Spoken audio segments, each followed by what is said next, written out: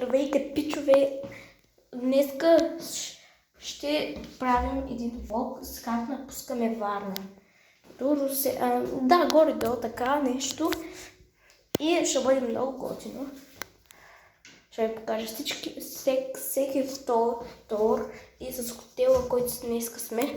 И да, не знам защо правя този интро в туалетната, няма никъде другаде. Сега вземаме багажа, правим си всичко. Да, и също да не забравяйте да праснете този лайк бутон и също да се абонирате, защото този влог ще е страхотен. Айде да почваме! Ето го хотела. Нормалният етаж. Тук там долу. Ето там долу е басейна. Мога да ви покажа. Това мога да ви покажа само. Не мога да отида долу за сега там. Защото сега тръгваме, ето багажния.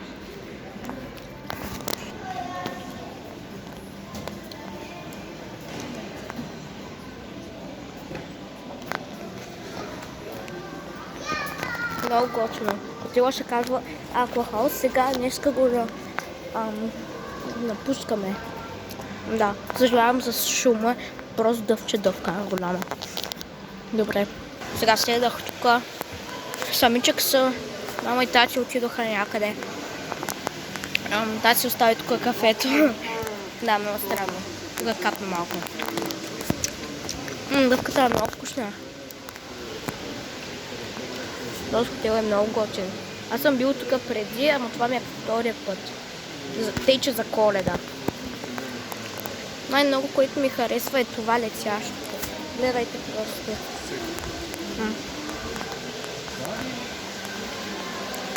Магическо е. Това са капки вода и вътре има като летящи рибки. В през понякога работи, да не лъжа.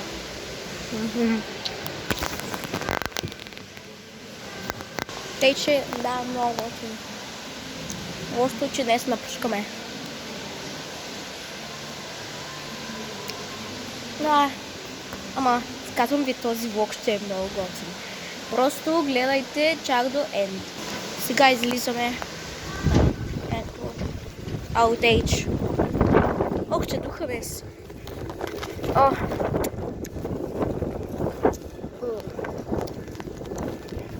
Много слънце днес. И духа. Едновременно. Много странно. Ама Варна е много хубаво. Да, много хубаво. Не знам къде е нашата кола. Сигурно някъде там. Но, какво да кефим? Много е готино. Ето го хотела. От тука. Да, малко е слънчево, нищо не се виждам много добре. Нищо да виждам много добре тук. И сега ще се разхождаме. Тази и сега ще дойди. Да сега взема багажа.